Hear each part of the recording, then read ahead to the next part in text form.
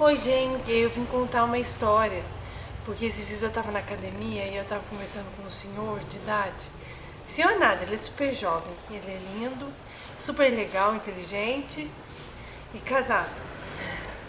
Mas a gente sempre conversa porque eu sou professora de Mindfulness e ele me chama de Mind. Eu já aprontei muito na minha vida, eu já bebi muito, já tive problema com bebida principalmente, com drogas até, se for considerar, até leves.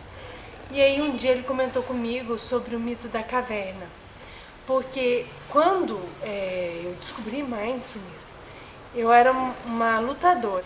Por muitos anos eu vivia a minha vida lutando contra a vida para conseguir as coisas que eu queria. Eu me esforçava muito para chegar onde eu precisava chegar.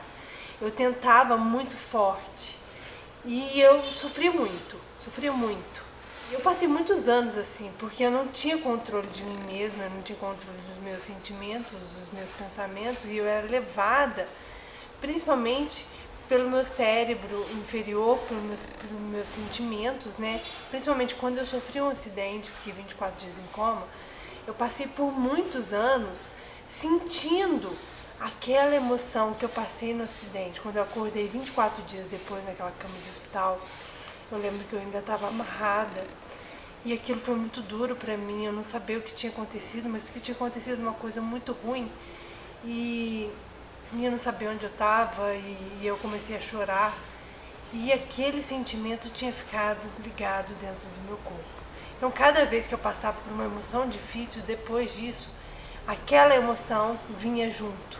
Era muito difícil sentir aquelas emoções que eu sentia. Eu era uma pessoa grosseira, eu era uma pessoa meio revoltada com a vida por causa daqueles sentimentos que me faziam amarga. Então quando você vê uma pessoa amarga, alguma coisa que a pessoa passou ao longo da vida tornou ela daquela maneira. Porque a gente sente os sentimentos muito fortes, porque eles estão ligados no nosso inconsciente. E a imagem, principalmente das situações muito fortes, ficam guardadas no nosso inconsciente. Então eu passava por muita dificuldade para conseguir as coisas que eu queria. E eu buscava muito, eu pedia muito para o universo, eu corria muito atrás. Foi quando parou uma moça, a tia Cris linda, parou e morava, meu pai tinha uma pousada, desde que eu era criança. E ela parou e começou a morar lá. E um dia ela virou e falou assim pra mim: Gra, eu fazia pedagogia na época, que a minha mãe lutava comigo para tentar me melhorar através da educação. E eu já tinha feito uma faculdade de serviço social, e eu estava na minha faculdade de pedagogia. E ela virou e falou assim: Gra, tem um trabalho muito legal de Mindfulness, procura na internet Mindfulness nas escolas. E aí eu procurei em inglês Mindfulness Schools. E aí eu caí na Mindful Schools. E aí eu fiquei sondando o site por alguns meses, porque eu não tinha dinheiro para pagar em dólar americano, né? E aí eu pedi para minha mãe de presente, ela falou assim: olha, mas você tem que fazer. Eu falei: não, eu quero fazer, eu tenho vontade de fazer. E aí eu comecei a fazer e eu me achava feliz, eu achava que eu era super feliz. E aí eu comecei a fazer e aí cada semana eu fui sentindo uma coisa diferente, percebendo uma coisa. Quando chegou na quarta semana, eu passei por uma situação difícil, que eu passava por muitas situações difíceis. Eu tinha muitos problemas interpessoais com a minha família e com as pessoas. Minha ex-cunhada, ela estava na casa da minha mãe e eu chamei a atenção do sobrinho, ela começou a gritar. E na hora que eu fui falar com ela, eu não conseguia, porque a dor, a raiva, na verdade, passou a ser uma dor no corpo. Então ela passa a ser uma dor sentida no corpo. E aí foi muito forte. Tanto que na hora que você sente essa sensação, você não consegue fazer nada, você só consegue respirar. E aí nesse momento, eu lembro direitinho que eu estava lavando a louça depois do almoço. Eu voltei para casa, entrei no banho e dentro do chuveiro começaram a pular os pensamentos dentro da minha cabeça. E aí eu comecei a rir, fiquei rindo no chuveiro. Enquanto eu tomava banho, eu ficava rindo, tipo, me libertei. Foi a sensação mais libertadora da minha vida. Foi a sensação mais incrível que eu já tive na minha vida. E aí veio depois o desafio de contar isso para todo mundo, né? Porque eu tentava falar isso para todo mundo, mas ninguém acreditava em mim. Então todo mundo me via como uma louca. E aí eu descobri que eu não era meus pensamentos e eu falava para as pessoas. E aí eu vi o tanto de sofrimento que tinha no corpo humano. E as pessoas não me entendiam. E eu falava com elas e elas não me entendiam. E assim, e as pessoas me xingavam. E aí eu fui aprendendo, porque eu tentava falar para as pessoas me xingavam. E assim, eu passei por muitos desafios, eu passo por muitos desafios até hoje. Mas eu não desisto, é isso que é o mais importante, que a gente tem um foco, a gente tem um objetivo marcado. Gente, eu consegui do impossível possível. Primeiro, eu recuperei meu cérebro, que foi afetado em um acidente. Eu recuperei completamente a capacidade dele. Eu recuperei totalmente a minha inteligência. Na verdade, sou muito mais inteligente hoje do que quando eu era adolescente. Eu tenho altas capacidades para fazer qualquer coisa que eu preciso. E eu consegui o impossível. Então, sabe o que é isso? Significa que a gente é um milagre. E aí eu tava contando essa história pra esse cara da minha academia, e aí ele fez uma analogia com a alegoria da caverna, o mito da caverna de Platão, de 400 e tantos anos antes de Cristo.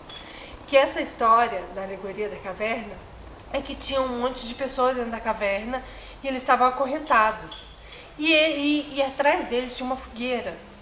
Então, a única coisa que eles viviam lá, e a única coisa que eles viam era a própria sombra deles na parede da caverna. Essa é a única realidade que eles conheciam.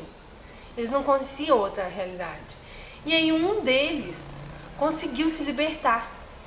E aí ele passou por muito medo, ele passou por muita insegurança, mas ele seguiu em frente, até que ele conseguiu sair da caverna.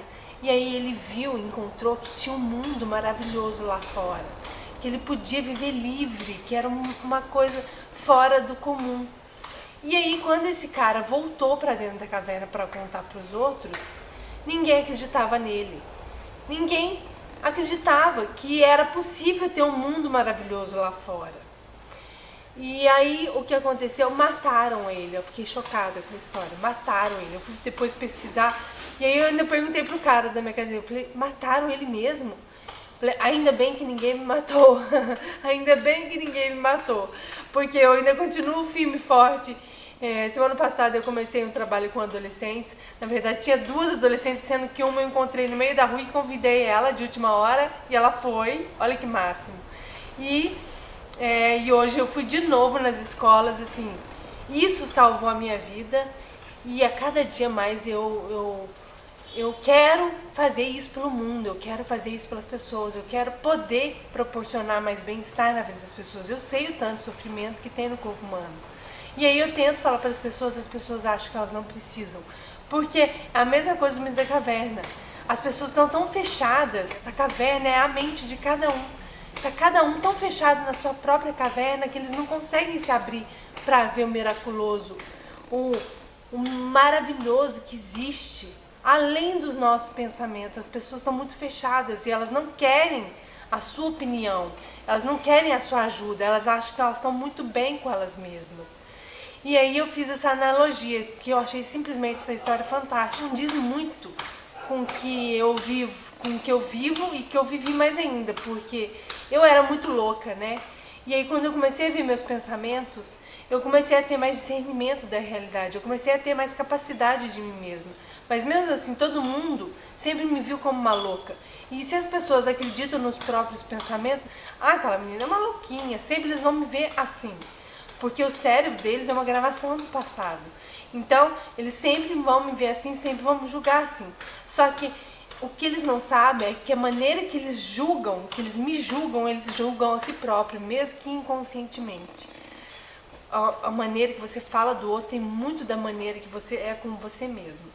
Mas eu queria contar dessa história que eu acho assim fantástica e que quer dizer muito com o que eu vivo, a alegoria da caverna, o mito da caverna.